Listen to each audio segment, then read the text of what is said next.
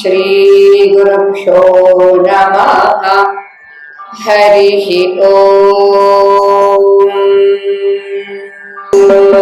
भस्मभूषिताङ्गशिवा चन्द्रशेखर,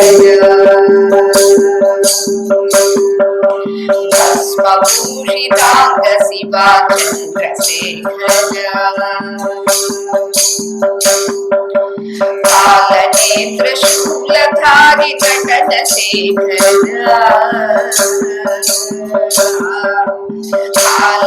कालनेत्रशूलधारि नटनशेखर, भस्मभूषिताङ्गशिवा चन्द्रशेखर, भस्मभूषिताङ्गशिवा चन्द्रशेखर, कालनेत्रशूलधारि नटनशेखर,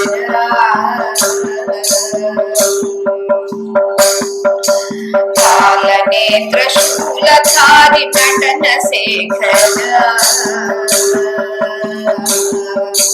भस्मभूषिताङ्गशिवा चन्द्रशेखर, भस्मभूषिताङ्गशिवा चन्द्रशेखर, सामगान प्रियकरा साम्ब शङ्करा,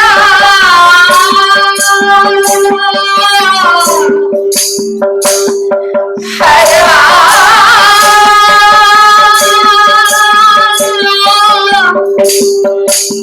शिवा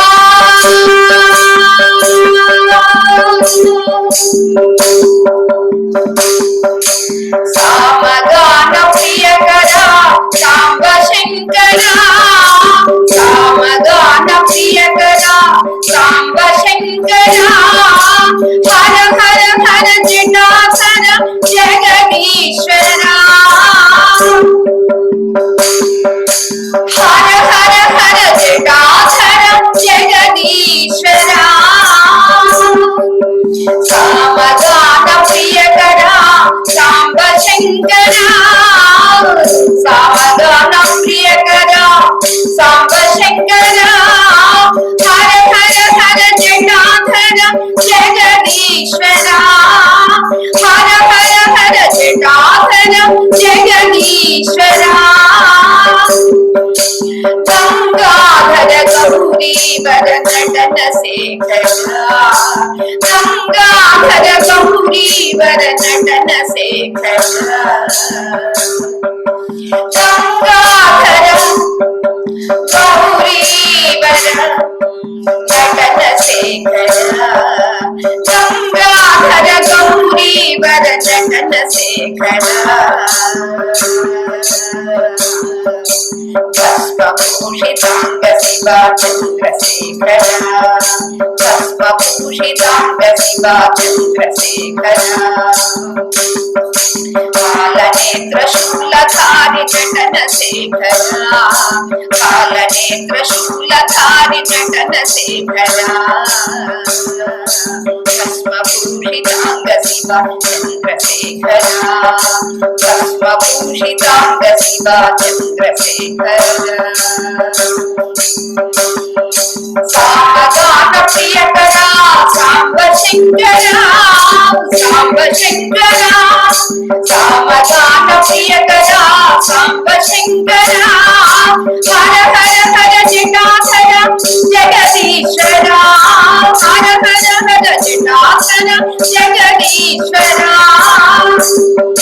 गंगाधर गौरीवर नटनशेखरा, गंगाधर गौरीवर नटनशेखरा, భస్మభూషితాంగ శివా చంద్రశేఖరా.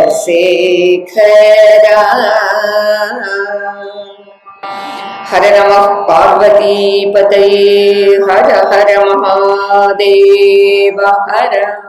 నారాయణం నమస్కృత్య నరం చైవ నరోత్తమం దేవీం సరస్వతీం వ్యాసం తతో జయముదీరయేత్.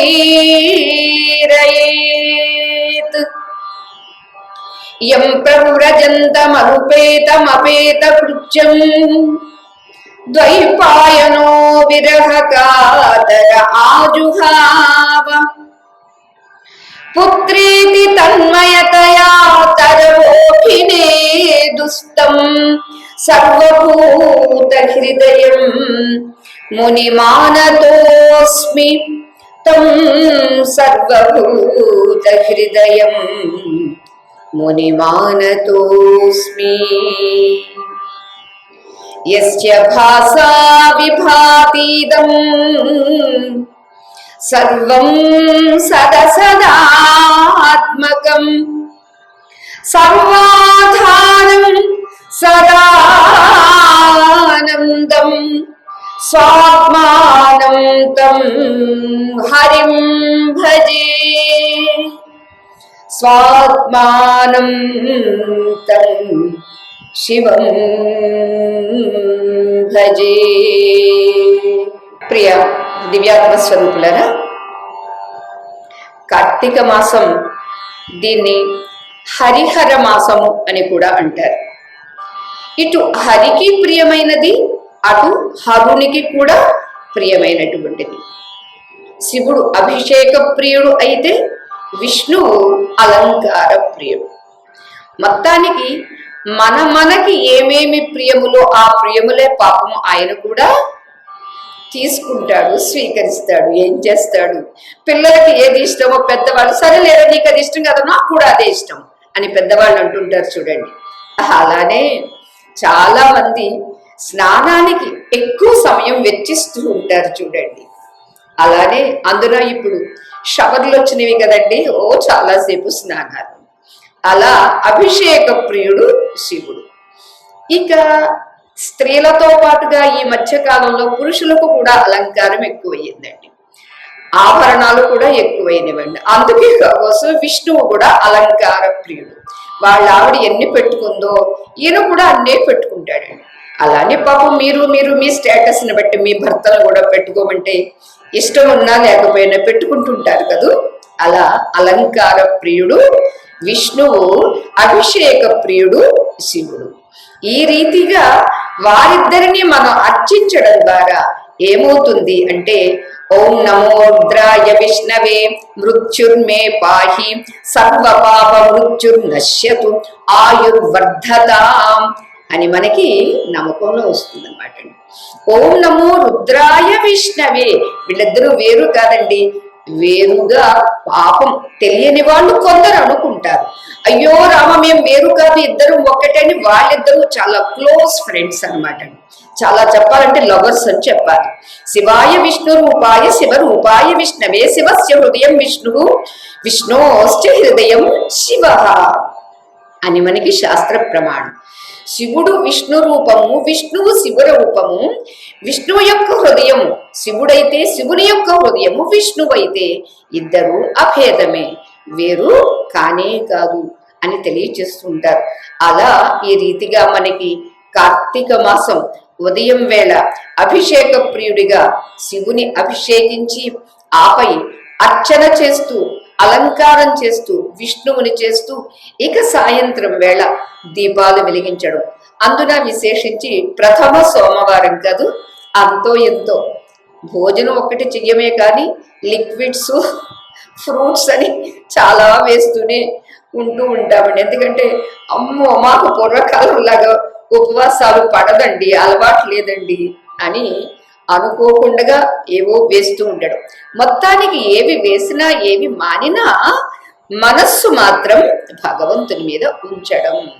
ఆయనకి త్రిదళం అంటే ఇష్టం శివయ్యకి, కృష్ణయ్యకి ఏది ఇష్టం అంటే తులసీ దళం అంటే ఇష్టం.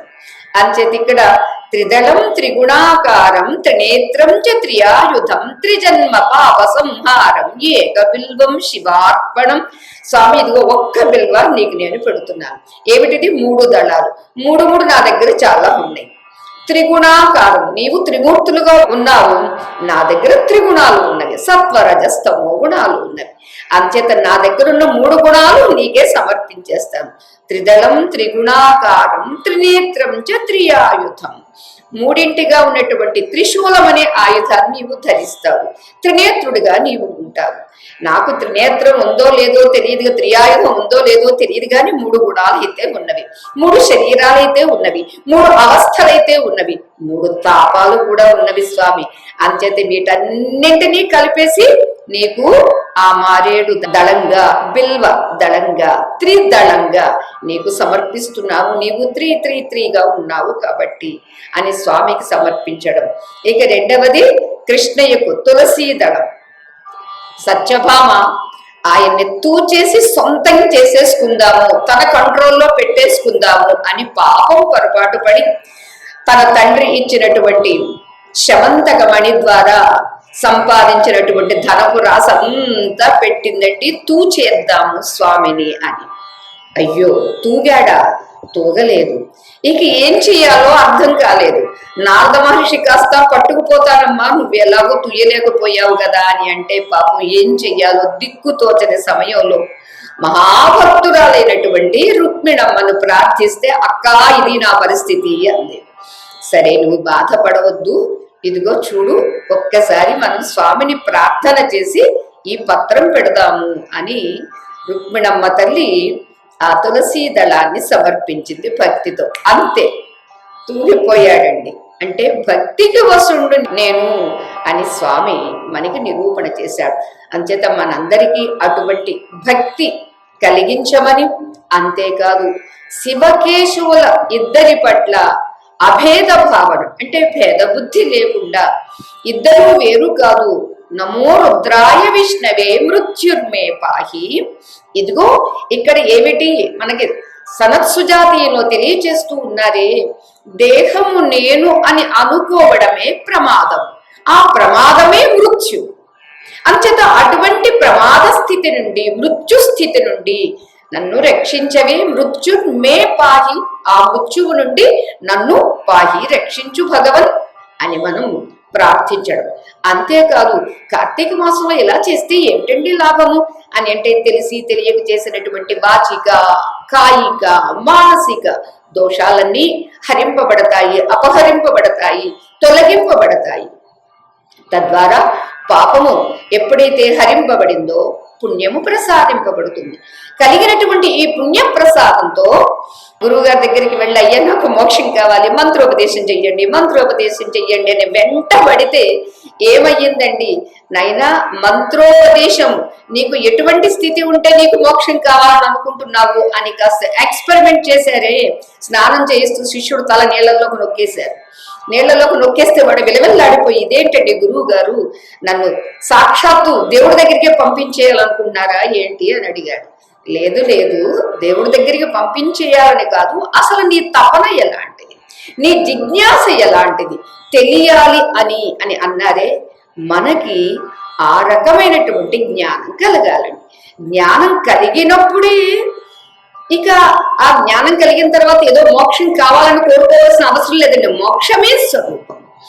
ఈ మోక్షమే స్వరూపమని గుర్తించే లోపుగా ఉన్నటువంటి ఈ ప్రమాదాలు ఏవైతే ఉన్నవో, పాపాలు ఏవైతే ఉన్నవో, శాపాలు ఏవైతే ఉన్నవో, తాపాలు ఏవైతే ఉన్నవో అవన్నీ తొలగించుకోవడం కోసం నిత్యము దైనందిన కృత్యంగా ఇక్కడ మనకి హరిహర పూజ చేస్తూ ఉండడం ద్వారా మనకి ఈ హరిహర మాసంలో ఇద్దరు దేవతల్ని ప్రసన్నం చేసుకోగలం. ఇక ఇప్పుడు ఆ ప్రీతిగానే, హరిప్రీతిగానే మనం ఇక్కడ శ్రీమద్ భాగవతాన్ని శ్రవణం చేస్తూ ఉన్నాము. ఇక్కడ మనకి సాక్షాత్తు మైత్రేయ మహర్షి వివరిస్తూ ఉంటే విదురుడు ప్రశ్నిస్తూ ఉన్నారు. ఒక కాల నిర్ణయాన్ని చెప్పారు మనకి. ఇక చతుర్యుగ పరిమాణాన్ని తెలియచేస్తూ ఉన్నారు. చేశారు కదండి, నిన్న మనం విన్నాము. అంతేకాదు ఈ 4 యుగాల్లో ధర్మదేవత కృతయుగంలో 4 పాదాలతోనూ, త్రేతాయుగంలో 3 పాదాలతోనూ, ద్వాపర యుగంలో 2 పాదాలతో, కలియుగంలో 1 పాదంతో మాత్రమే నడుస్తూ ఉంటుంది అని చెప్పారు. పాద విభేదంబున మర్యాదలును తరుగు అధర్మమా కొలదినే ఉత్పాదిల్లి వృద్ధి పొందు ధరాదివిజులు పాద బుద్ధిరతులగుదురు ఇలన్. హే విదురా, ఈ కృతయుగంలో 4 పాదాలు ఉన్నటువంటి ధర్మము త్రేత 3 పాదాలు వచ్చేస్తుంది. 1 పాదము లుప్తమైపోయింది. ఇక ద్వాపర యుగం 2 పాదాలు లుప్తమైపోయి కేవలం 2 పాదాలు మాత్రమే ఉన్నాయి. అంతేకాదు ఇక చివరిదైనటువంటి కలియుగం వచ్చేసరికి 3 పాదాలు లుప్తమైపోయినవి, కేవలం 1 పాదం మాత్రమే ఉన్నది. ఇలా ఈ పాదాల వ్యత్యాసాల వల్ల ప్రజలు ఏమైపోయారు? పరిధులు తప్పి బ్రతకడం నేర్చుకున్నారు. ఎవడి మానవత్వ పరిధి, ఒక బ్రాహ్మణ, ఒక క్షత్రియ, ఒక వైశ్య, ఒక శూద్ర, వాళ్ళ పరిధులు తప్పి నడుస్తూ ఉంటారు. అంతేకాదు మర్యాద ఇంత కూడా ఉండదు, మర్యాదలు తగ్గిపోతూ ఉంటాయి. దానితో సమంగా అధర్మం ఆవిర్భవించి అభివృద్ధి పొందుతూ ఉంటుంది. మర్యాద తగ్గడం అంటే ధర్మాన్ని తప్పడమే కదండి. పరిధి దాటి ప్రవర్తించడం అంటే ధర్మాన్ని అతిక్రమించడమే కదండి. ఈ రీతిగా ధర్మం తగ్గిపోతుంది, అధర్మం పెరిగిపోతూ ఉంటుంది. ఆ కారణంగా లోకంలో ఉన్నటువంటి ధరా విబుధులు అన్నారండి. అంటే భూమి మీద భూదేవతలు అని కూడా పేరు బ్రాహ్మణోత్తములకి. అంతటి బ్రాహ్మణులు కూడా విపరీత బుద్ధులతో అవసరమైనటువంటి అంటే వేదమందు, వైదిక మంత్రమునందు విశ్వాసం తగ్గిపోయి ఎవడు డబ్బులు ఇస్తాడా, ఏం చేస్తాడా, ఏం చేస్తే మనకి డబ్బులు వస్తాయా అనే ఆలోచనలతోటే విపరీత బుద్ధులతో ప్రవర్తిస్తూ ఉంటారు. ఇది చతుర్యుగ అయినటువంటి ఏది కలియుగమైనటువంటి దానిలో 1 పాదమే ధర్మం ఉన్న కారణంగా ఇలా ప్రవర్తనలన్నీ మారిపోతూ ఉంటాయి. విదురా, భూర్భువస్వర్లోకముల కంటే పొడుగున కడు నొప్పు సత్యలోకంబు అందు నుండు బ్రహ్మవు చతుర్యుగ సహస్రములు ఏగా దినముక్కటియుగు రాత్రియును ఇట్లచన ధాత నిద్రపో జగములడంగు మేల్కని చూడ మరల లోకములు పుట్టు తద్దినమ్మున 14 మనులగుదురు అందొక్కొక్క మనువునకు వనరా దివ్యయుగములోలిని 71 మారు సనిన మనుకాలమయ్యే అమ్మనుకులంబు సురలు మునులును సప్త ఋషులరయ భగవదంశమున పుట్టి పాలింతురఖిల జగము. హే విదురా, భూలోకము, భువర్లోకము, సువర్లోకము అనే ఈ 3 లోకాల కన్నా పైన ఉంటుంది సత్యలోకము. అటువంటి ఆ సత్యలోకంలో ఎవరుంటారు? బ్రహ్మదేవుడు ఉంటారు. అటువంటి బ్రహ్మదేవుడికి కృత, త్రేత, ద్వాపర, కలి ఈ 4 యుగాలు కలిపితే ఒక మహాయుగం. అలాంటి మహాయుగాలు 1000 యుగాలు గడిస్తే బ్రహ్మగారికి ఒక పగలు. అంతేకాదు అదే రీతిగా 1000 మహాయుగాలు గడిస్తే రాత్రి గడుస్తుంది. అంతే పరిమాణం. పగటి వేళ 1000 మహాయుగాలు, రాత్రి వేళ 1000 మహాయుగాలు గడిచి ఉంటుంది. ఇక పగలు రాత్రి అని అన్న దీనిలో బ్రహ్మగారు నిద్రపోతే లోకాలన్నింటికీ ప్రళయం వస్తుంది. ఎప్పుడైతే మరలా తిరిగి మేల్కొని చూస్తే బ్రహ్మగారు మరలా కళ్ళు తెరిచి మేలుకుని చూసేసరికి లోకాలన్నీ మరలా పుడుతూ ఉంటాయి. ఇలా బ్రహ్మదేవుడికి ఆ ఒక్క దినంలో 14 మంది మనువులు ఉద్భవిస్తారు. మనువులు 14 రండి. అది వరకు చెప్పుకున్నాం వారి పేర్లు. ఒక్కొక్క చోట ఒక్కొక్క రీతిగా పేర్లు మారుతూ ఉంటాయి, కానీ మొత్తానికి మనువులు మాత్రం 14 మంది. అంటే 14 మన్వంతరాలు గడుస్తాయి అన్నమాట.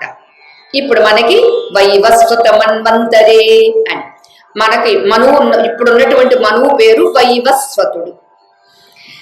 ఇలా 14 మంది మనువులు ఉండడంతో ఒక్కొక్క మనువు కాలం ఎంత యుగం, ఎంత సమయము అని అంటే ఆ మన్వంతరము అనేటటువంటిది 71 దివ్య యుగాలు అని చెప్పారు.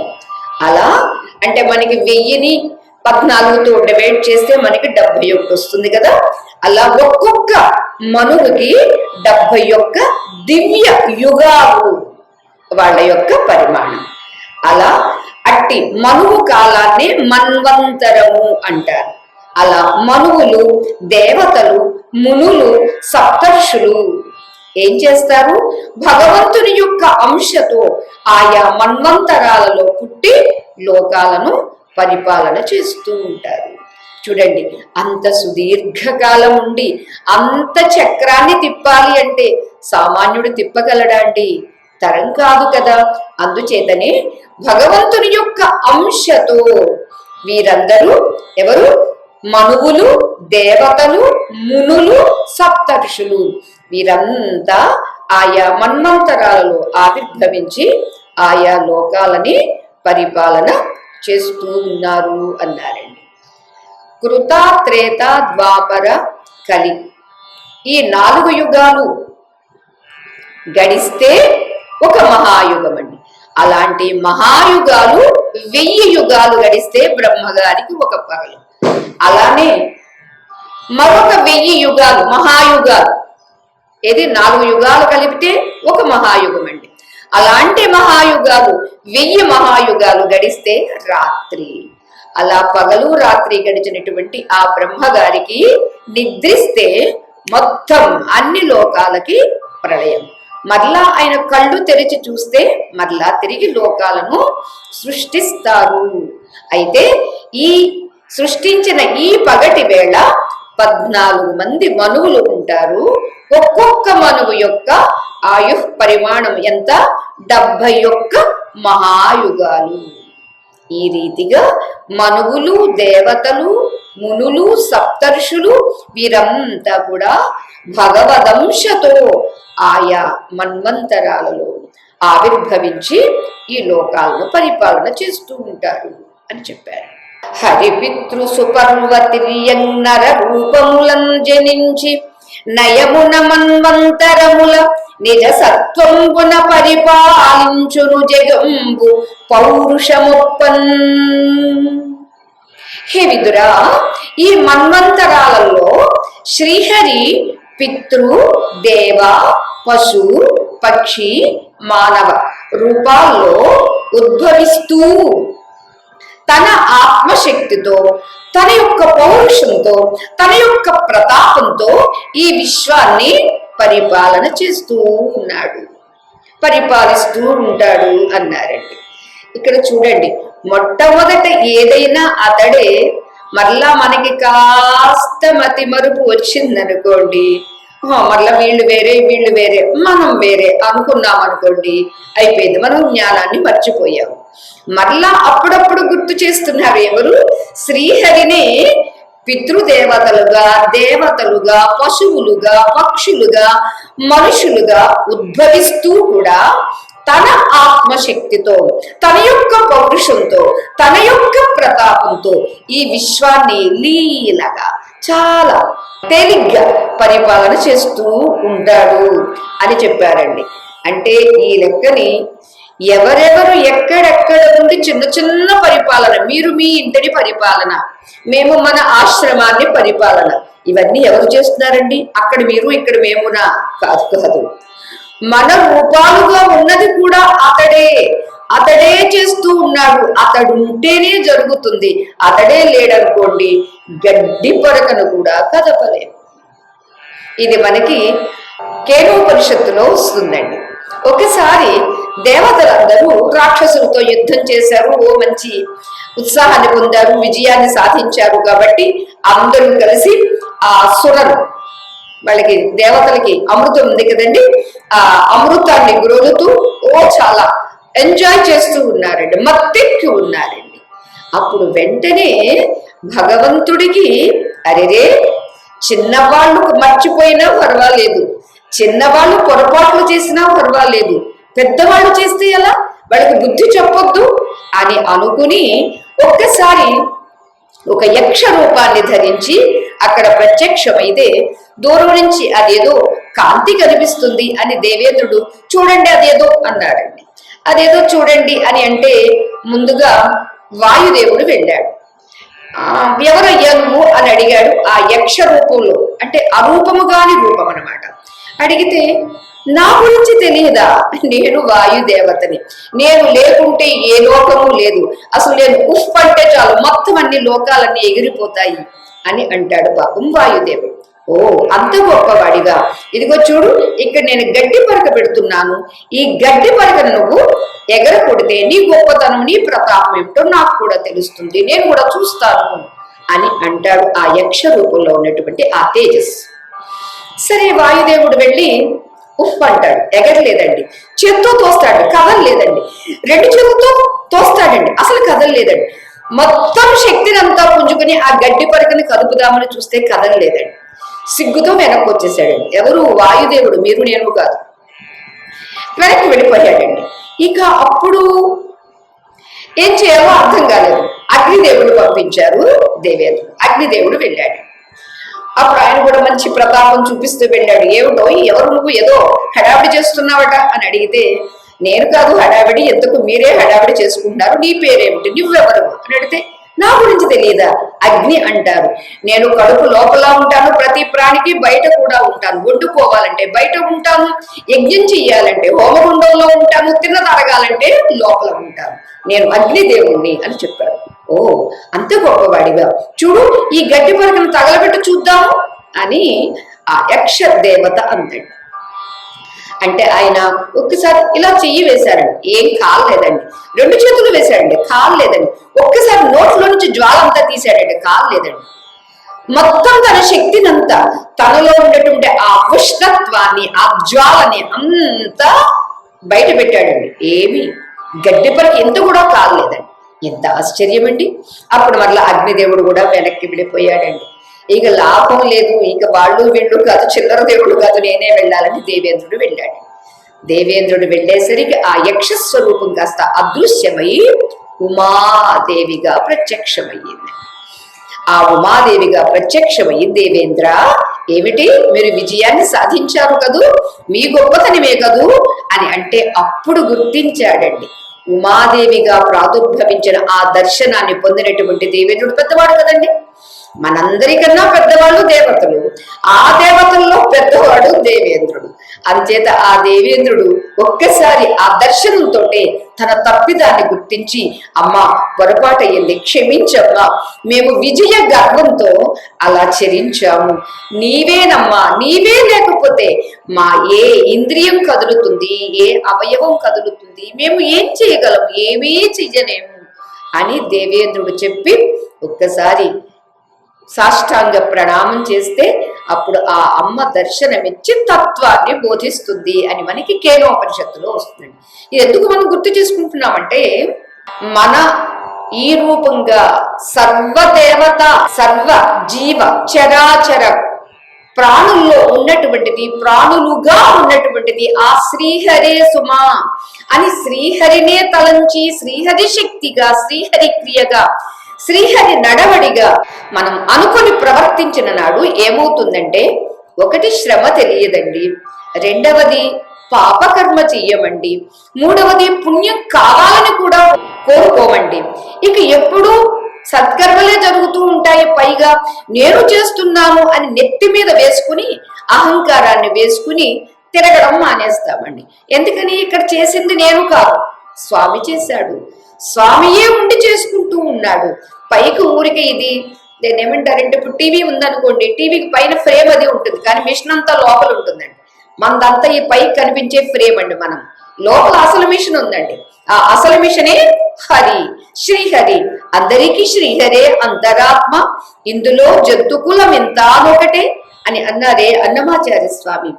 అలా ఆ భగవంతుడు పితృ దేవ పశు పక్షి నర అంటే మానవ రూపాల్లో ఉద్భవిస్తూ ఉన్నవాడయి తన శక్తితో, తన ఆత్మశక్తితో, ఒక పౌరుషంతో, ఒక ప్రతాపంతో విశ్వానంతా పరిపాలిస్తూ ఉన్నాడు విదురా అని ఆ సత్యాన్ని, వాస్తవాన్ని విస్పష్టం చేస్తూ ఉన్నారు. ఎందుకంటే వింటూ వింటూ ఉంటే మనం మర్చిపోతాం, విదురుడు మర్చిపోడు. కానీ మనల్ని దృష్టిలో పెట్టుకుని, సామాన్యుల దృష్టిలో పెట్టుకుని ఒక మహాత్ములు, ఇద్దరు మహాత్ముల యొక్క సంవాదం జరుగుతూ ఉందండి. ఒకరు ప్రశ్నిస్తారు, ఒకరు సమాధానం చెప్తారు. ఇది ఎవరి కోసం అండి? వాళ్ళిద్దరి కోసమైతే అది అంతటితో ఆగిపోయేదండి. వాళ్ళిద్దరి కోసం కాదు, లేదా విదురుడు ఒక్కడి కోసమే కాదు, లేదా పరీక్షిత్తు కోసం మాత్రమే కాదు, ఈ లోకంలో ఉన్నటువంటి మనబోటి వాళ్ళందరి కోసం. అందుచేత ఈ క్రమాన్ని తెలియచేస్తూ, సత్యమేమిటి?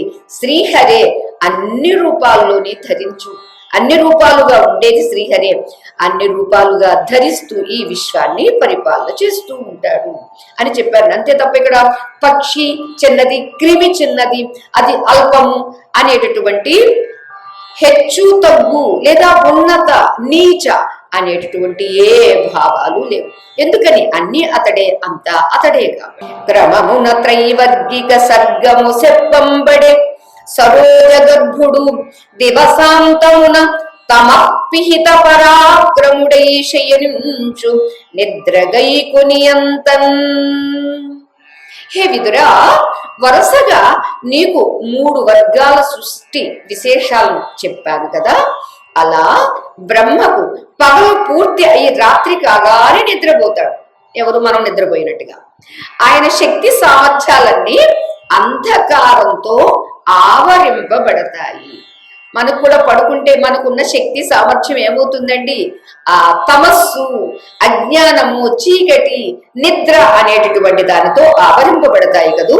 బ్రహ్మగారికి కూడా అదే రీతిగా చెబుతూ, ఆ రాత్రి భువనత్రయము తమ పిహితమై భాను చంద్రులతో విలీనమైన సర్వాత్ముడగు హరి శక్తి రూపంబై కడగి వెలుంగు సంకర్షణాగ్ని భువనత్రయంబును దవిలి దహింప అయ్యనల కీలల పొడమిన మహోష్మలమిన గమలి మహల్లోకవాసులు జనలోకమునకు జరుదురపుడు విలయ సమయ సముత్కట విపుల చండవాత ధూతో నిజాల దుర్వారవార్ధి భువనంబులు ముంచు ఆ 3 భువనములను తప్పయో రాశి మీద పద్మావిపుండు. ఇంత సృష్టి చేసినటువంటి ఆ భగవంతుడు ఏం చేస్తాడో తెలుసా విదురా?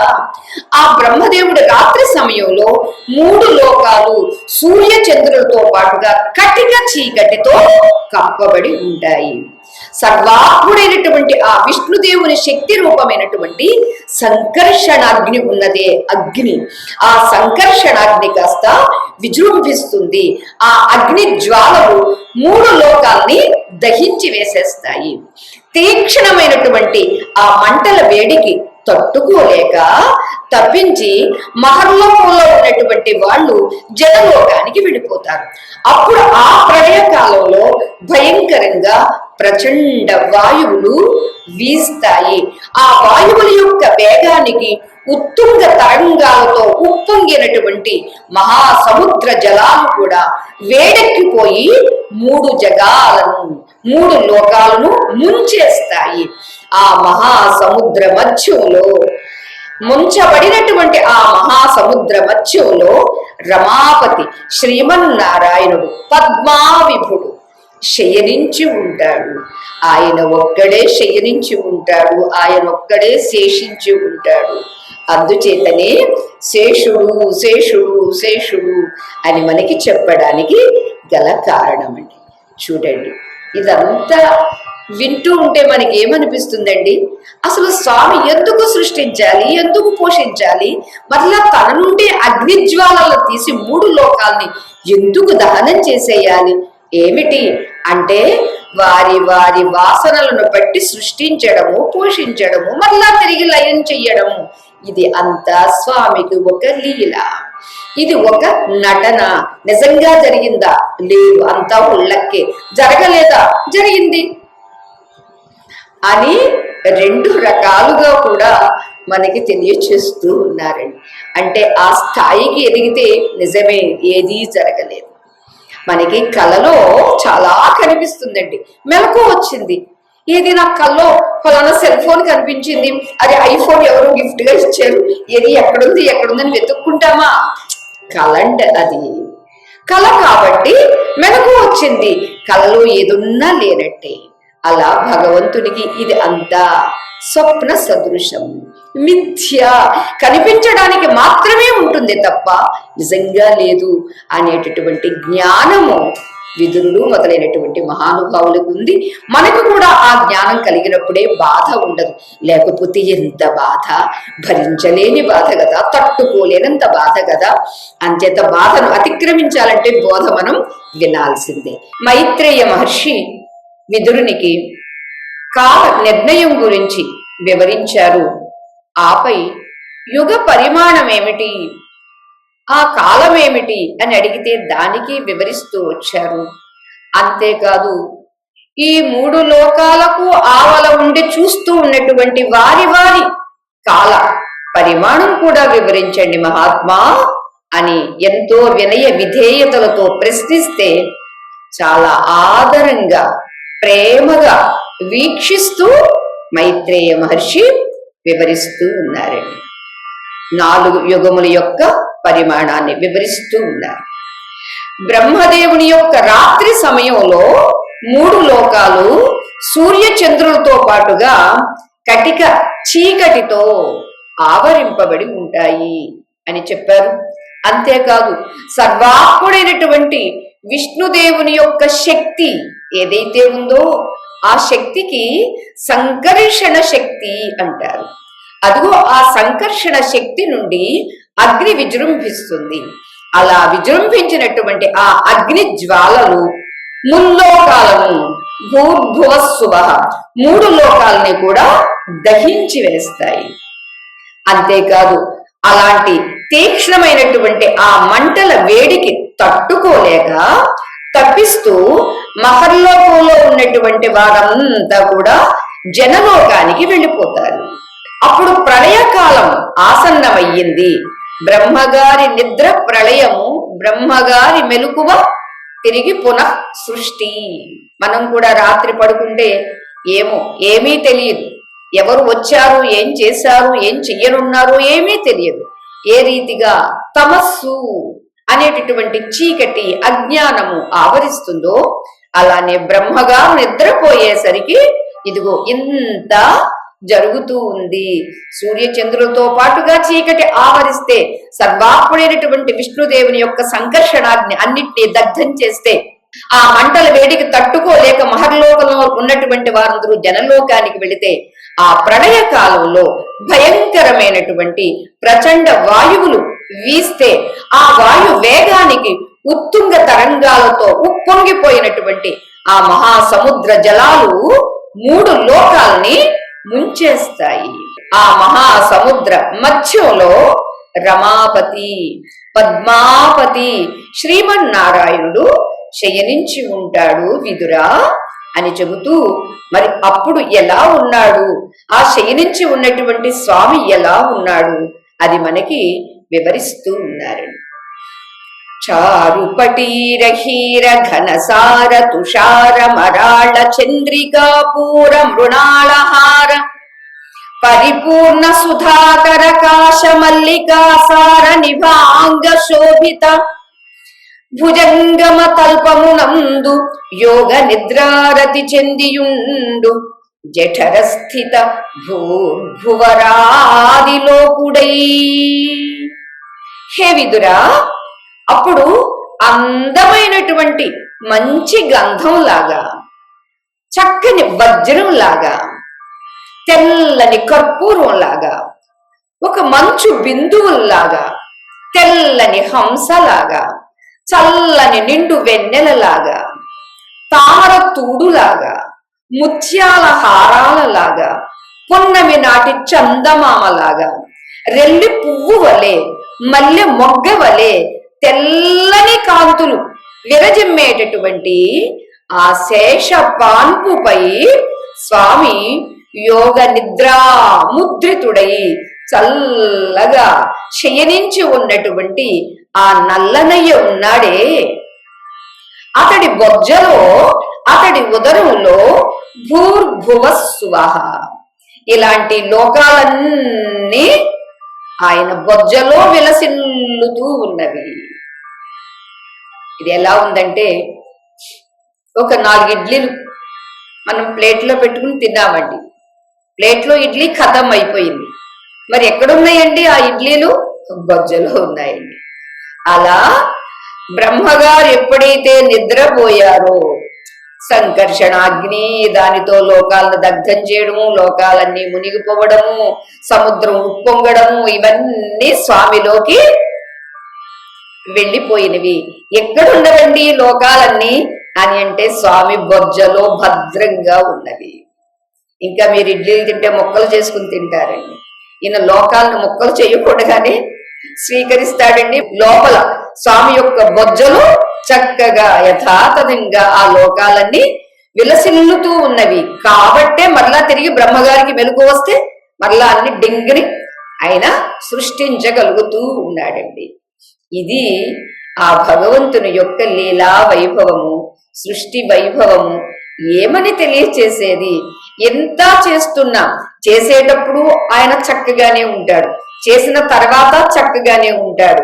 అంతా అయిపోయిన తర్వాత, అంటే నాశనం అయిపోయిన తర్వాత, ప్రళయం అయిపోయిన తర్వాత, అంతా కలిసిపోయిన తర్వాత, అంతా స్వామి లోపలికి వెళ్ళిపోయిన తర్వాత కూడా హాయిగా తెల్లటి పాన్పు మీద నల్లటి స్వామి కాస్త నిద్రిస్తూ ఉన్నాడు అన్నారు.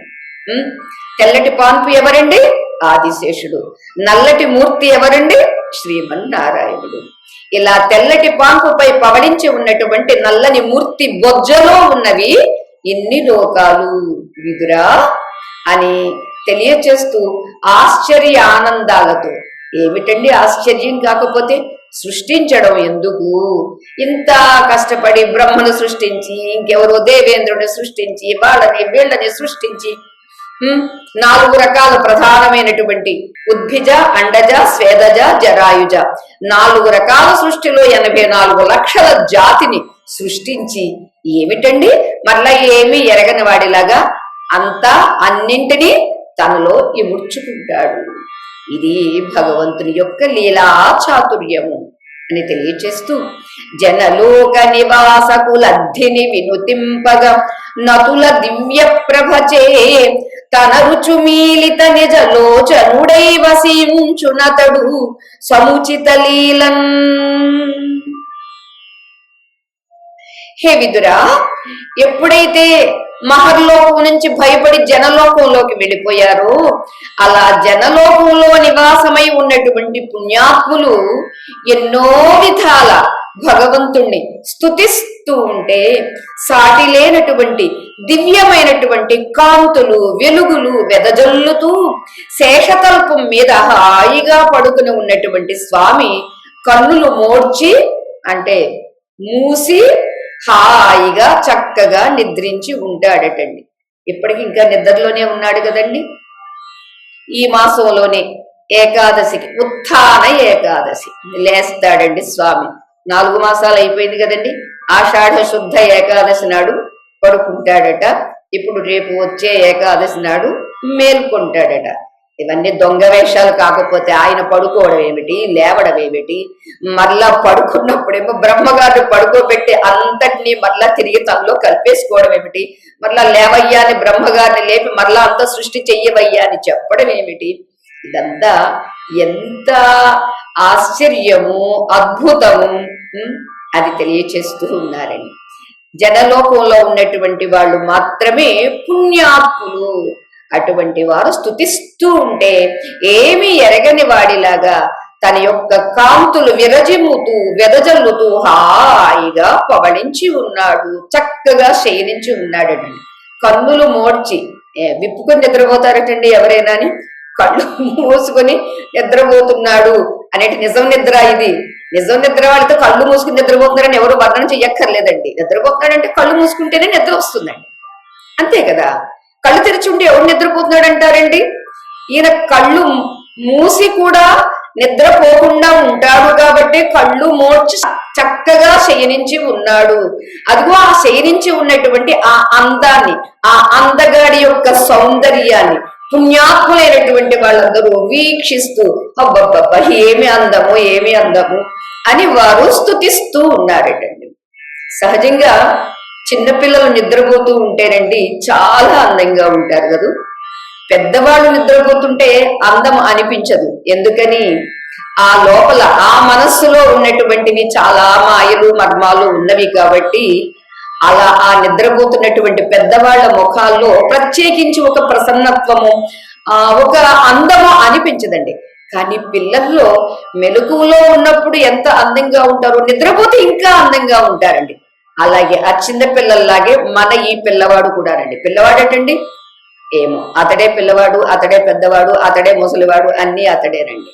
అలా స్వామి కన్నులు మోడ్చి శేషతల్పం మీద హాయిగా చక్కగా శయనించి ఉంటాడు. ఎప్పుడు? మహాప్రళయంలో విదురా అని ఇంకా వివరిస్తూ ఉన్నారండి మైత్రేయ మహర్షి. ఇవ్విధంబునా కైకొని బహువిధ కాలగచ్చుపలక్షితములై అహోరాత్ర తతులు జరగ శతవత్సరంబులు జనులకు పరమాయువైన రీతిని పంకజాసనునకు పరమాయువగు శతాబ్దంబులు అందుల సగమరిగిన అదియ పరార్థమండ్రుగాన పూర్వార్ధంబు గడచుట చేసి ద్వితీయ పరార్థంబు దీని పేరు కడగి పూర్వ పరార్థాది కాలమందు బ్రహ్మకల్పాక్షణంతయు పరగు అందు బ్రహ్మయుదయించుటం చేసి బ్రహ్మకల్పమనియు శబ్దాత్మక బ్రహ్మమనియు నెగడే. హే విదురా, ఈ విధంగా అనేక విధాలైనటువంటి కాల గమనాలతో కూడినటువంటి పగళ్ళు రాత్రులు గడిచిపోతూ ఉంటాయి. ఇక మానవుల యొక్క ఆయు ప్రమాణం ఎంత అనుకున్నాము? 100 సంవత్సరాలు.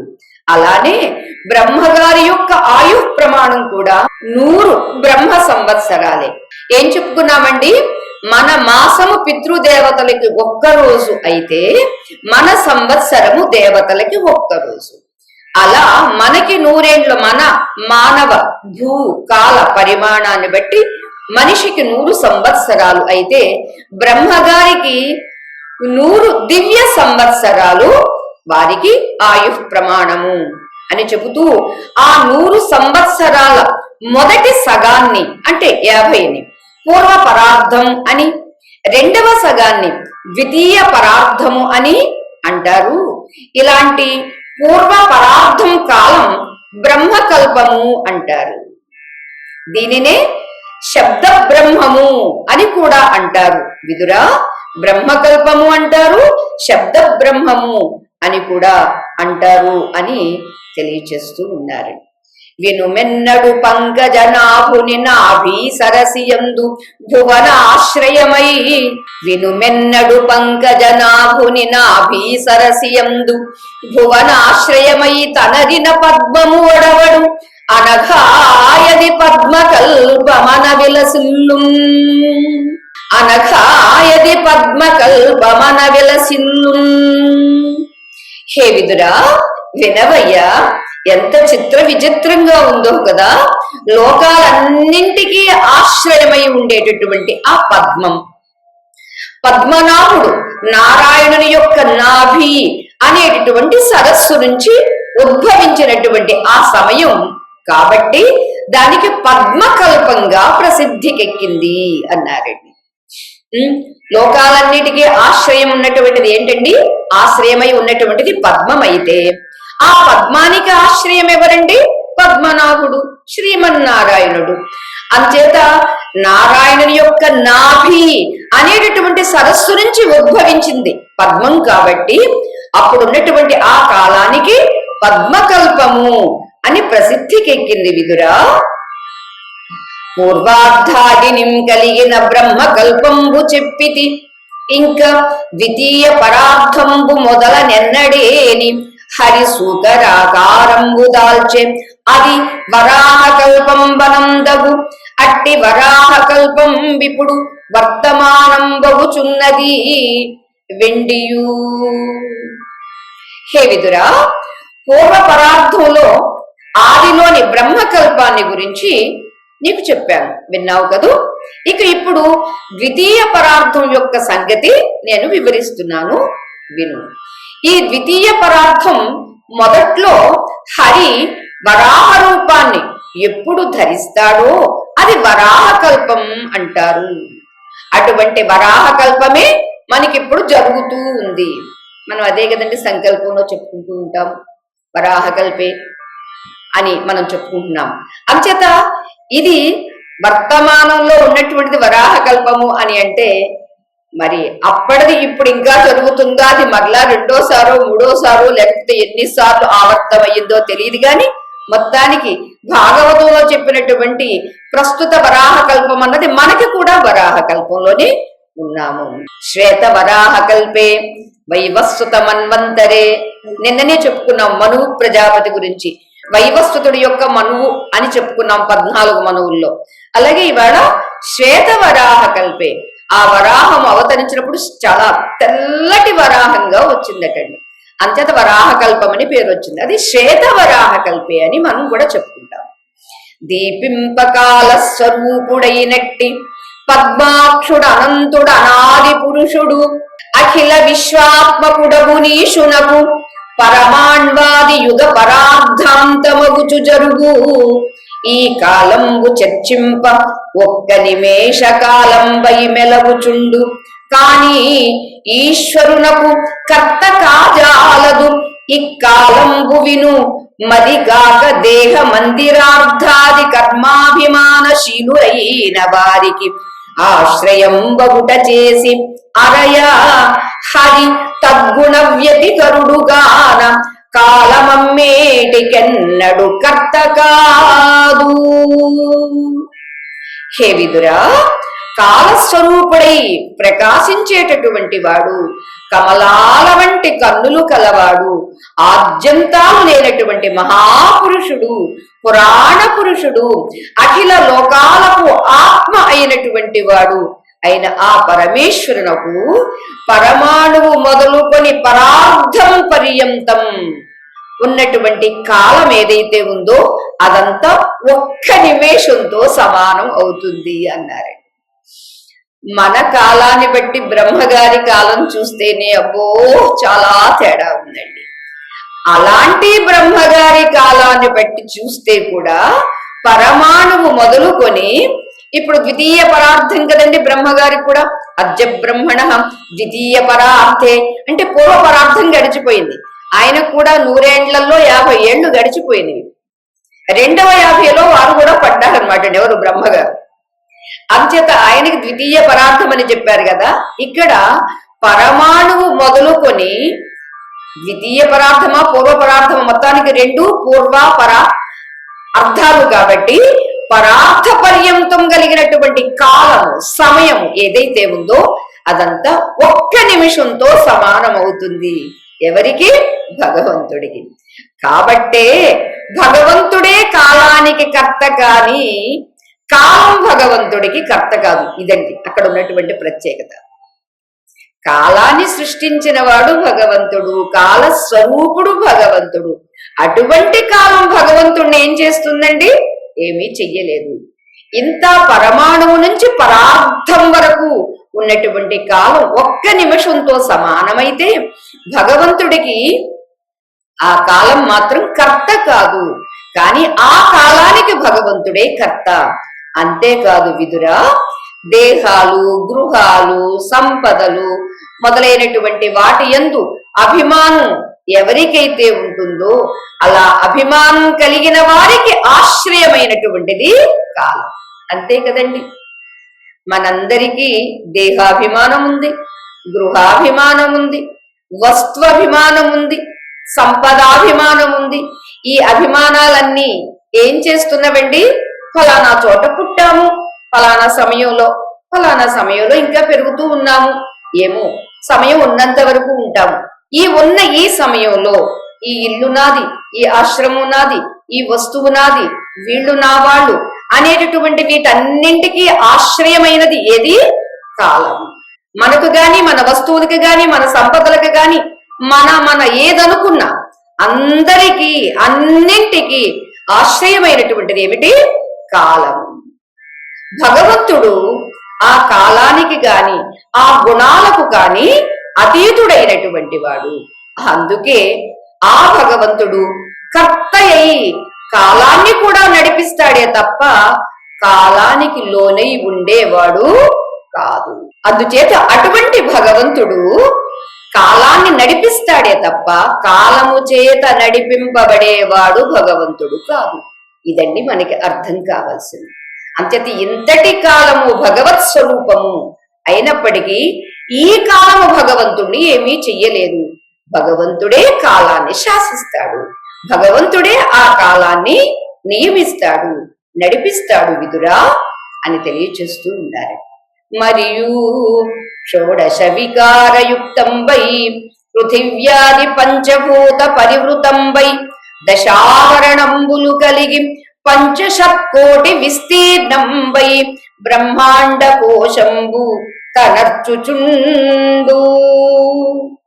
హే విదురా, విను నాయన.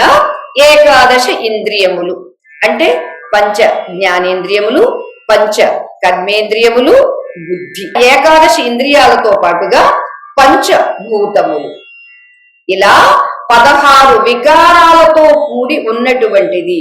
పంచభూతాలు తెలిసిందే కదా, ఆకాశము, వాయువు, అగ్ని, జలము, పృథ్వీ. ఇలా 16తో ఆవరించబడి ఉన్నటువంటిది. అంతేకాదు షోడశ వికారయుక్తంబై పృథివ్యాది పంచభూత పరివృతంబై. షోడశ అని అన్నప్పుడు మనకి ఏకాదశ ఇంద్రియములు అలానే పంచభూతములు అని చెప్పారండి. అవి 11, 5 ఎంత 16 అయినవండి. ఈ 16 వికారాలతో కూడి ఉన్నటువంటిది మరలా తెలియచేస్తూ ఉన్నారు. 1 పృథివీ, 2 వాయువు, 3 జలము, 4 తేజస్సు, 5 ఆకాశము, 6 అహంకారము, 7 మనోమయము, 8 జ్ఞానమయము, 9 మహత్వము, 10 ప్రకృతి అనే 10 విధాలైనటువంటి ఆవరణలు కలిగి ఉన్నది అని చెబుతూ ఉన్నారు. 16 వికారాలు అని చెప్పారండి. 16 వికారాలతోటే మరలా 10 ఆవరణలు కలిగి ఉన్నది అని చెబుతున్నారు. అంతేకాదు ఈ బ్రహ్మాండ కోశము దాని యొక్క విస్తీర్ణము ఎంత అంటే 500 కోట్ల యోజనాల విస్తీర్ణం కలిగినటువంటిది. ఆ సంఖ్య చెబుతూ ఉంటే చూడండి ఎంత ఆశ్చర్యం. 500 కోట్ల యోజనాలు అన్నారండి. యోజనము అని అంటే మనకి 8 మైళ్ళు. 500 కోట్ల యోజనాల విస్తీర్ణం కలిగినటువంటిది ఈ బ్రహ్మాండ కోశము. అంత విస్తారంగా విరాజమానమై ఉన్నటువంటిది ఈ బ్రహ్మాండము అన్నారండి.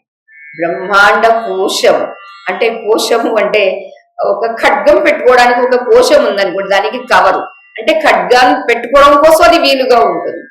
అలానే ఈ బ్రహ్మాండం అంతా ఇమిడి ఉండడం కోసమని ఏ కోశం అయితే ఉందో ఆ బ్రహ్మాండ కోశము. అటువంటి బ్రహ్మాండ కోశము 500 కోట్ల యోజనాల విస్తీర్ణము ఉన్నది. అంతటి విస్తారమై ఉన్నటువంటిది అని తెలియచేస్తూ ఉన్నారు. హరి పరమాణు రూపమున నందు వసించి విరాజమానుడై సరి వెలుగుందు నిమ్ములన అసంఖ్యములైన మహాండ కోశములు నెరి తనయందుడెందనవ నీరజనేత్రుడనంతుడాక్షుడు అక్షరుడు పరాపరుండు అఖిల కారణ కారణుడు అప్రమేయుడై.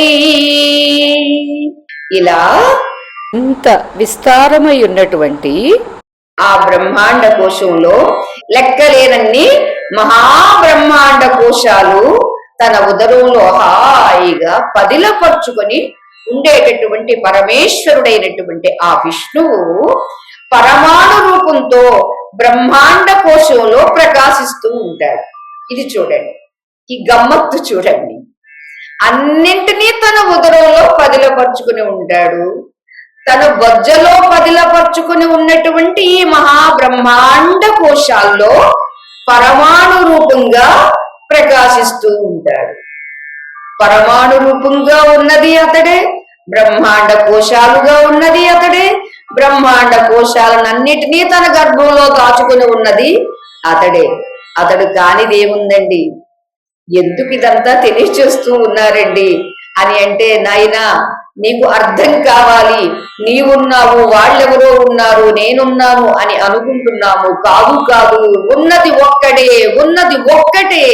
ఆ ఒక్కటే ఎవరు? విష్ణువు, విష్ణువు, విష్ణువు అని మనకి అర్థం కావడం కోసం పదే పదే ఆ సమయ సందర్భాలు వచ్చినప్పుడల్లా స్పష్టం చేస్తూ ఉన్నారు. అంచేత భగవంతుడు బ్రహ్మాండ కోశం ఏది 500 కోట్ల యోజనాల విస్తీర్ణమై ఉన్నటువంటి ఇంతటి బ్రహ్మాండ కోశాన్ని ఎక్కడ కలిగి ఉన్నాడండి? తన ఉదరంలో కలిగి ఉన్నాడు.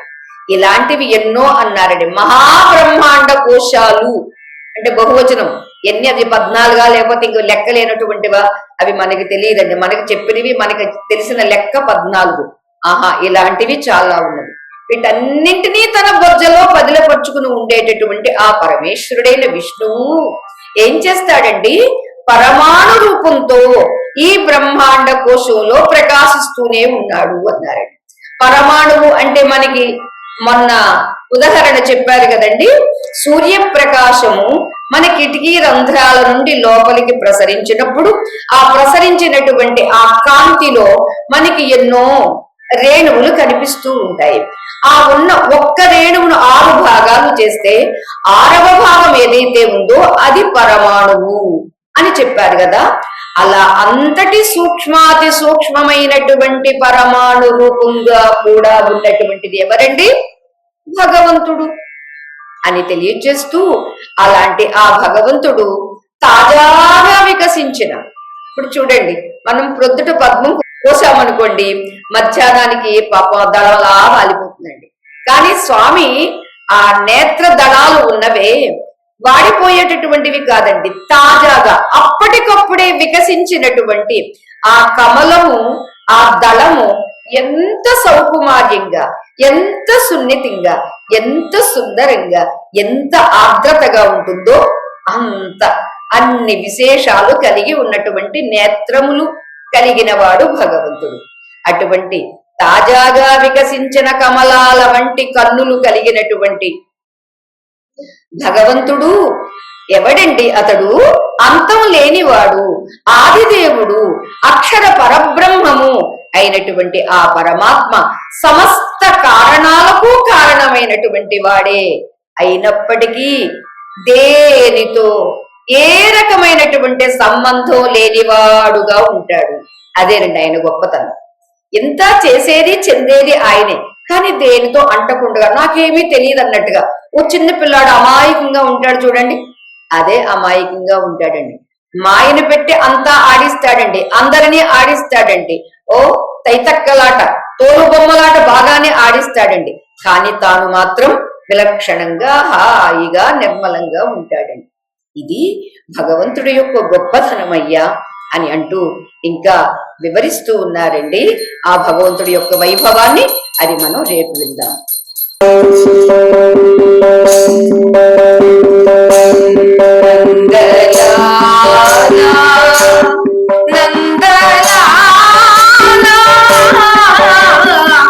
దయా కరో భగవాన్,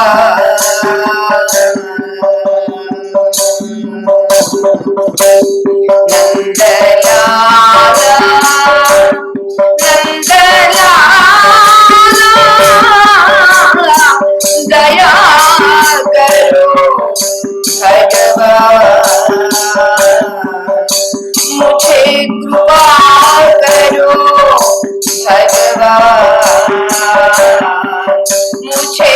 कृपा करो भगवान।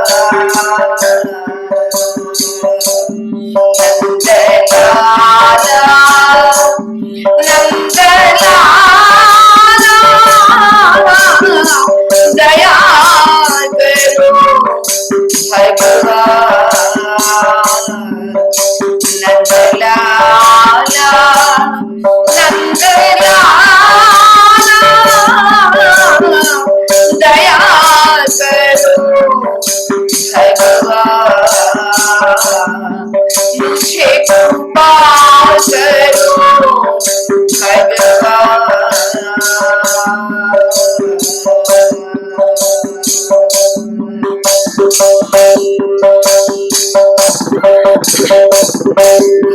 भवसागर से पार उतारो। भवसागर से पार उतारो। दया करो भगवान। दया करो भगवान। मुझे कृपा करो भगवान। मुझे कृपा करो भगवान।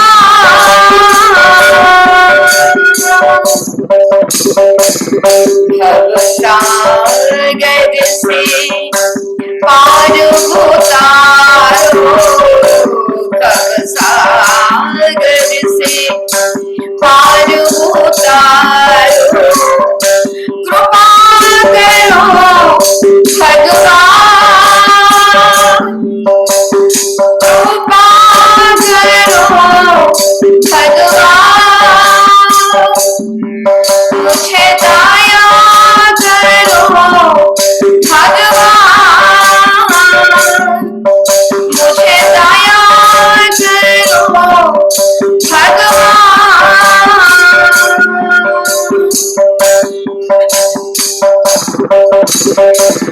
तुम्हारे शरण बिना अनाथ है हम। तुम्हारे शरण बिना अनाथ है हम। दया करो भगवान। मुझे कृपा करो भगवान। दया करो भगवान। मुझे कृपा करो भगवान।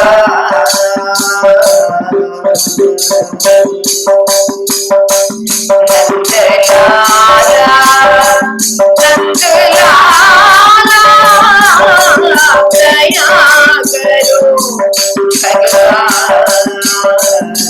नंदलाला नंदलाला दया करो भगवान।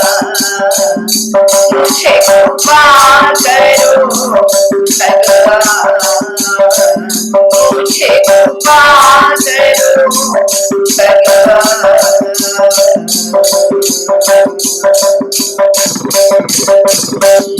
भवसागर से पार उतारो। भवसागर से पार उतारो। दया करो भगवान। दया करो भगवान। मुझे कृपा करो भगवान। मुझे कृपा करो भगवान।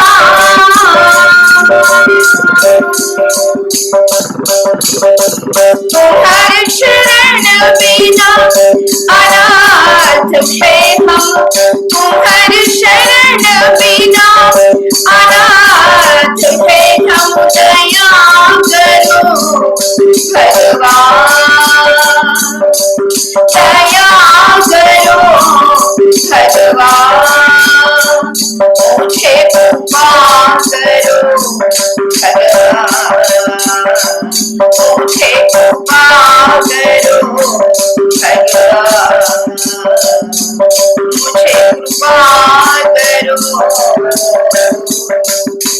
भगवान।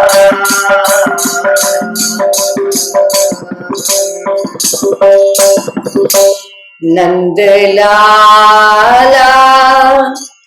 नंदलाला